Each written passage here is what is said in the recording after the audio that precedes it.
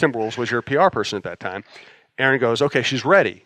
And Lindsay pops out to talk to me in the hallway, and she's drenched in champagne. She's still wearing her uniform, and she's tipsy. And it's a good word for it. And yeah, I'm trying to be nice here, right? And she was funny, Lindsay. The Lindsay, she was hilarious that She night. was hilarious. And I had seen it a little bit before, but I'd never seen it in a way I could convey it to other people. I know. That was like the best. Yeah. I just had such a blast with it. I still have visuals of it. There's so many visuals when people talk about certain things. It takes me right back to it. Yeah. And that's certainly one of the nights. And, Lindsay's humor, I think I'm happy that, by the time that Lindsay was, kind of going into her last year, people were starting to see her personality, and she was letting go a little bit and kind of exposing, what we're, kind of used to seeing with Lindsay, and we know her differently than maybe many of you all. But she, that night, she had a little jingle, a rap, if you will, to an ode to her elbow sleeve. So there's some things that we remember very, very well, and that's one of them. That she was just hilarious, and just great times that can never be taken away from us, and just happy to have had a chance to share with her. Absolutely. From Amy Riegelman, I hope I got that right. I really enjoyed listening to you talk about Jimmy Butler during the last episode. Could you talk more about how you foster teammate relationships? It seems like the Lynx have been an A+ with this, while many NBA teams have struggled with it. Is it ego? Well, there's no question it's ego, and our players have egos. I don't think it's to say that either women players or Lynx players don't have egos. I think it's management of egos. I think it's also in selection. When I talk to businesses about this too, when you're hiring, the selection process is absolutely crucial, and that's what we go through when we are drafting or free agency. There are some core elements to a player in addition to their skill sets on the court that to me are non-negotiables. And I think occasionally you can accept a player that maybe doesn't quite fit or doesn't quite check all the boxes, but if you surround them with people that do check all the boxes, the tendency is that it's contagious. And sometimes you move the needle and sometimes you don't. But I think I'm a big believer in that if you have a roster of 12, that number of people that you bring in that don't check all the boxes has to be minimal. We'd say a number of 2, 3 would be pushing it, because then it starts to kind of grow in the, what we call the misery loves company. But, I would say overall, the thing that we have done well is, we've been fortunate in, obviously some of the drafting, Simone Augustus, Maya Moore, in those years to be in the perfect year, to be in a draft lottery, to get a person of the quality of Simone Augustus, the quality of the individual of Maya Moore. We traded for Lindsay Whalen. Many people know, obviously the story of wanting her coming out of college, and then, 6 years later, we're able to bring her back. Rebecca Brunson in the dispersal draft. These are the people, that kind of built the foundation of our success. Bringing in a Taj McWilliams Franklin, who people don't really talk about very much, that was an absolutely crucial signing. Moving on from players that were not putting the team first. Absolutely crucial decisions that we made, and it fostered an environment immediately that it was about the team first. There was no lip service to that. And I think that through the years, we've gone through some ups and downs. This was not, every season had its challenges, and we're people, and you have life things go on, and you have, other things tug at you. Maybe you have agents or families that kind of, push you to maybe want more. And so we just were always able to navigate that. And I just think it's about relationships. I think it's about having a pulse on your team, being in tune, to what's happening, paying attention to reactions, in a drill, out of a drill, in a game, in a timeout, on the bus, in the airport, just being aware of what's happening goes a long, long way. And I've always been, somebody that likes to, if I see something, I say something. Sometimes you're right, sometimes you're wrong, but at least you talk about it. And that just became contagious for us, that we were going to do things a certain way.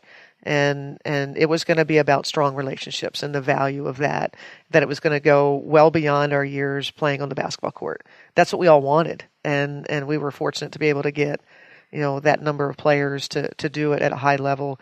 And then anybody that came into the group just kind of fell in line with that. And again, we always committed to that group that anybody we brought in would check most of the boxes that we're looking for. And we honestly passed on, through the draft a few times that maybe was, a player that was kind of, viewed by others as more talented, that we said that, there was somebody else who was probably a better fit for our team, that maybe we gave up some points per game. And, like I said, all in all, it worked for us, with that group and, an unprecedented run of, 25 wins or more. When I think about that, and I just think how the difficulty of winning 20 games, let alone 25 games, and how often we did that. Again, that's starting to, sink in more, hit you more after, you go through a season like last year and, trying to get to 20 was difficult, and how easy we did it, for those 7 seasons. And when I say easy, it wasn't easy, but the idea of how talented we were and the chemistry that propelled us to such great heights. We'd love to welcome Bite Squad as the newest sponsor of the Talk North Podcast Network. Go to bitesquad.com or download their app and get food to your door in minutes. And for a limited time, they're offering free delivery to our listeners on the first order by using the code TALKNORTH. From our friend MJ, who listens to a bunch of shows across the network and always chimes in, and we appreciate it. Did you collect sports memorabilia as a youth or student athlete? We were big, and I was in the generation of the baseball cards. So when you read that Twitter handle, it made me think of how we collected baseball cards and we played flip. Right? Did you guys call it flip? Yep. That was absolutely one of our greatest, enjoyments as kids. That and marbles. But I remember that was the only thing that we really collected. I wasn't really into, and I remain to this day not really into autographs and pictures with people, some, here and there, like a Barack Obama would be fun to have, things like that I kind of go, okay, yeah, I wouldn't mind having that. But I would say overall, I'm not a memorabilia collector other than, just the teams, whether it's all-star games that, maybe a ball that everybody signed or something. I do like to hang on to those memories, but, not much of a collector, I would say. Also from MJ, what sports do you attend as a spectator? I like them all. I'll be at a Vikings game. I love the NFL. I don't enjoy college football. I am rooting for PJ Fleck. I would absolutely go for games, but I'm much more of an NFL fan. Vikings-Eagles game this weekend is going to be a big one, right? Obviously I'll be at the Wolves game. Games on and off, and what else is there? I mean, there's basketball. I go to volleyball. I love the Gopher women's team over there. So I'm in all sports. We have the USA Basketball's trainer, Ed Ryan, is actually involved in the U.S. Open. I was very, very disappointed because we were in New York during the U.S. Open, and I did not make that connection soon enough. Otherwise, I would have loved to have been there to watch tennis. I played tennis in high school. So I like sporting events. Do we consider cornhole to be a sporting event? I don't, but I'm probably in the minority. ESPN does, right? Yeah. ESPN does, yes. I mean, it's a lawn game, isn't it? Right. Isn't that? Of course, now all of a sudden, video games are a sport. Yeah, that's hard to wrap my mind around. Yeah, me too. So, by the way, and a couple more things from MJ said she votes Sue Bird the best Twitter talent and wants to know, how did you coach Taurasi when you've coached against her for so many years? You don't coach Taurasi. I grew an appreciation for Diana. My first times with her with USA Basketball go back to 2014 would be a little more challenging. When you think about 11, 12, 13. Just the success that we had and the rivalry we had. Phoenix actually in 2014 won the darn thing. They were 29-5 and just a tremendous team. And we were, when I think back on that, and we consider 2014 to be one of our down years, I believe we won 25 games that year. That was a down year for the Lynx. We just didn't win the championship. We did maximize our team. It's just that Phoenix had a hell of a season. But I'd say through the years, and this past season was one that I probably had the most appreciation for Diana Taurasi because of the preparation. I think there was some speculation that maybe Diana was done because of her time in Russia. She wasn't playing well, and I think she just needed to kind of remove that from her life and retire from that. And and she just really prepared herself, and to be in as great a shape as she was in, the high level performance every night from Diana, her competitive fire. These are the things that makes players like Diana so special. The burn that's inside of her to go after the jugular vein, is something that's fun to be around. Sure, like having her on your side, when you're trying to win a gold medal. That's for darn sure. So I've grown an appreciation for Diana, for the competitor that she is. And like I said, there's really no coaching Diana. You just, if every once in a while you see something, you offer it. She's great because, again, she just wants to win, and she'll do whatever's necessary. But at the end of the day, when the game's going on, she's just going to go beat Diana Taurasi. Right. From Nathan Hansen, I've been using my time working at home after the birth of my son to catch up on the Coach Reeve shows. I think episode 20 might be my favorite one yet. He also asks, be curious to know, and by the way, congratulations. I'd be curious to know your perspectives on coaches receiving or earning technical fouls. As a fan, I've been frustrated by them, especially when games are decided by 1 or 2 points, but I've also heard that some people consider them to have strategic value. Well, congratulations to Nathan's family. I believe that's their third, if I'm not mistaken. The topic of technical fouls, I know that there are some people that think that there's some kind of, I'll use the word strategery behind technical fouls, especially as it pertains to myself with the Lynx, and I would say that that's given me way too much credit for, and I've always said that there's nothing premeditated. There's never been a premeditated technical. There was one time, not premeditated, that I wanted to get a technical foul for the first time in my career. That was this season down in Dallas, where I thought Sylvia fouls. It was unacceptable.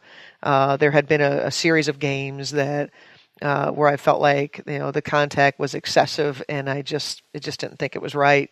And so I took a position with her. That was the only time, and I think it was James on the staff said, when I said, I've never tried to get a tee before. He goes, you haven't? And that kind of struck me, and I was like, well, no, I'm never trying to get a technical foul. You get in the heat of the moment, and you're protecting your team. And I think for me, my perspective on that is I don't want our players to focus on officiating. I don't want them to get technical fouls. I want them to focus on what their job is, what they're trying to get done within a possession. And so I want to take that pressure off of them of having to worry about officiating. And so I've always been somebody that said, let me do the necessary communication. But I would say overall, obviously technicals are bad. I mean, it's not something that you should do. At the same time, it's not realistic because it's an emotional game, and referees are humans, and I think that's what they are. Well, we can put a task force on that. We should because I'm not sure at times. But the idea that they have egos. Referees have egos. They have feelings. There's just a lot at play there. And I think at the end of the day, I would probably side with Nathan that games are hard to win. And oftentimes come down to 1 or 2 possessions. So it would be wise, not to waste points on that.